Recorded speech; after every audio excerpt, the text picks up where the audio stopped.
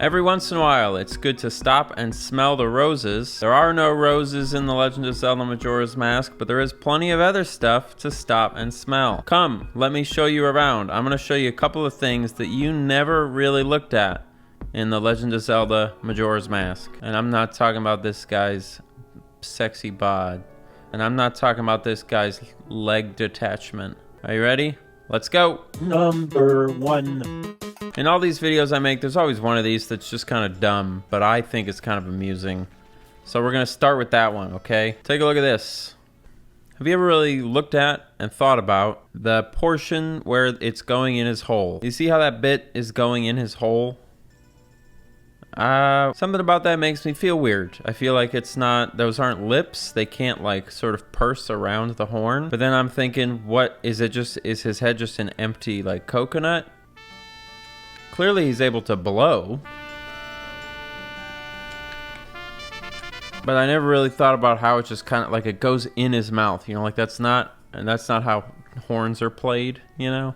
If you've ever played like a trumpet, you purse your lips together and put it against it. But in this case, he's sticking it down his throat. Just for reference, you can see the ocarina. That's a pretty solid illusion. It looks like he's blowing an ocarina. And then, of course, you got the guitar. This is a very good illusion. They did a great job animating this one. And then the drums, also very good. Nothing weird about it, I guess, other than the purple strap, which I maybe never really looked at. Yeah, it's minor, but again, that's why I started with that one, because I wanted to start with a dumb one. Because all the rest of these are ones that you either literally have never looked at and never seen, or things that you never really looked at. And they're a little bit more fun, so.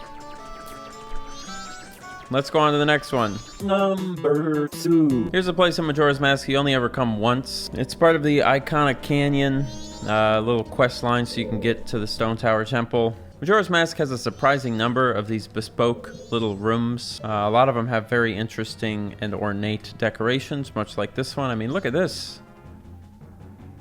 There was nothing in Ocarina of Time where they would put, I mean, they couldn't fit it on the cartridge, I guess, but in Majora's Mask, there's tons of this. But the thing that caught my eye last time I was in here was this curtain. Again, it's not unusual in Majora's Mask, but this curtain is one-time use. This is not something that has any other place in Majora's Mask. And it's also the type of object that doesn't feel very Zelda-like to me. You know, a curtain, a stage curtain. Curtains and stages are something that, you know, I always associate with medieval plays. And I know Zelda and Link or whatever are technically basically elves. But this room was always interesting. Just the fact that it's a, you know, the fact that it's a stage, that it's a curtain. And it's not even like you come in here and you get to look at it, because most of the time you come in here and instantly you're going to get yourself into a fight. So you're not even really paying attention to the curtain while you're fighting this crazy guy, because he's trying to kick your ass. And then as soon as you beat him, what happens? Curtain lifts up, curtain goes away, never to be seen again. This is a man named Flat. And that's that. Then it just goes away and all you get is this tiny little piece of it. So it doesn't stick around very long. You never, you know, it's not one of those things you take the time to look at very much. And it's one of those rooms in Majora's Mask that feels just a little bit out of place because the aesthetics are so odd. And because you really only come here once and it's very brief. You remember scenes in movies as a kid that always stood out and felt a little bit weird, like they shouldn't be part of that movie? Like the Large Marge scene in Pee-wee's Big Adventure? Or the scene in the gas station in Toy Story? Well, that's how I feel about this room. And that's how I feel about this curtain. And this emblem, now that I think about it. Look at that emblem, it's like Easter. Number 3. There's a ton of interesting stuff to look at in the astronomer's, whatever this place is called, his home, you know. Most of it stands out enough that you probably took at least one look at it when you were playing through the game, right? You got these crystals, those are interesting. You got this cool globe of the moon, that's fun. You got this rag on the floor because he's a slob. But there's something in here that in the many times I played Majora's Mask, I absolutely, literally never looked at and never noticed. And no, I'm not talking about this beautiful Chase Lounge. I'm talking about this. You ever stop to look at this? This is the lens, the viewfinder of this old man's telescope. Why is it moving? What's going on? You know, you get the impression that he just stares up into it all day, you know? And it looks like the back of those cereal boxes with the 3D image that you're supposed to like cross your eyes, you know? But he just looks at it all day. And when I saw that, I was wondering, is that just like a reflector thing in the actual, you know, is there an actual eyepiece somewhere? But no, there's not. It's just a giant, whatever it is. I guess some kind of screen? I'm not sure. And then I had the thought, you know, maybe it's kind of like that thing in Harry Potter where you have to stick your whole face in to see things. But who knows? His nose is red too, by the way. You ever notice that? I never did. Why is his nose red? Come to think of it, I don't think I've ever looked in this guy's eyes. Never really like made eye contact with the astronomer, you know? He looks tired. He looks really tired. Tired and old. Huh. The way that he looks is kind of making me sad. It's freaking me out a little bit. Austin, zoom in on those. Really, really get close to him. I want to see the pattern. It's kind of mesmerizing. I guess I can see why he looks at it all day. Huh. I should get one of those techno photo frames, you know, where it can play a video as a photo, and I'll just have this on my wall. Anyway, I bet you $10 you never looked at that before. Guaranteed. Would you like to go on to the last one? Great. This guy's really killing my vibe. He's harshing the buzz. Let's go on to the last one. Number 4. Welcome to the Curiosity Shop. This is the place you go if you need to get Adderall from a scratchy guy with aviators. He doesn't do Adderall. You can tell by all the scratching. He's doing something else. You won't come in this shop too frequently when you play Majora's Mask. Every once in a while if your sword gets stolen or you're trying to do certain side quests. And for the most part, it does appear to be just a bunch of dumpy old dusty boxes. You know, there's like a sword thing there. What do you got here? Like a spade, a shovel. I don't even know what this is, an axe. But there is one thing in the shop that's absolutely terrifying that you've never looked at before. See this box? You have any idea what's in there? What do you think's in this box? Take a guess. Your guess was wrong. It's a horrifying face. A permanent smile in the bottom of a box. Why? I don't really understand if this is like a reference to like some Japanese toy that I don't know. I'm not sure if this is like a face from somewhere else in the game that I'm just missing. At first I thought, oh, it's kind of like the face on the mirror shield, but it's not at all.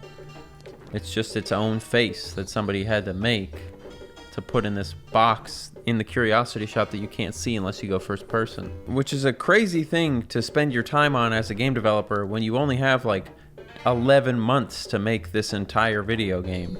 I mean, think about that. You're tasked with following up perhaps the greatest video game of all time, and they go, we're going to give you less than a year. And then you go into work one day and you go, well, let's see, I could make a temple, I could work on this boss design. You know, Mr. Al Newman says that he doesn't like how the sun rises on the dawn of the 4th day. So I could go fix that, but instead, I'm going to spend 3 hours making this face. So I can put it in a box, in a shop that you go into one time, maybe. It just really makes you think. Game development, you know? And that's the crazy thing is there was a day, you know, it was like, it could have been like March 8th, 2000, you know, 2 months before the game comes out or whatever. I don't remember when it came out. Somebody went into the office, in an office in Japan on a computer and made this face that we're now looking at right now. This creepy face with a tooth directly centered in his mouth. And that's not the only creepy face in here, but these faces up on the wall are more like, I guess, thematic in a way. That, though, you know, that looks like that one creepy guy. That looks like the fish from the Fish movie. You know, the fact that these are masks, I guess, weirds me out less. It's a little bit more thematic, given the game. And, you know, they're also like, if you walk over here, they're out in the open. You know, they're up on the wall. The face in the box, there's not really a way for you to get a glimpse of it unless you happen to, like, stand in exactly the right spot, you know? It's weird. This game is really weird, and it's full of tiny things that they spent a lot of time on, which is funny, again, because they only had a year to make this game. So where they found the time to make all this weird stuff, I don't know. They must have just been really inspired, and they were just knocking it out left and right. Anyway, that's the last thing I found that I really wanted to show you from the last time I played through this game.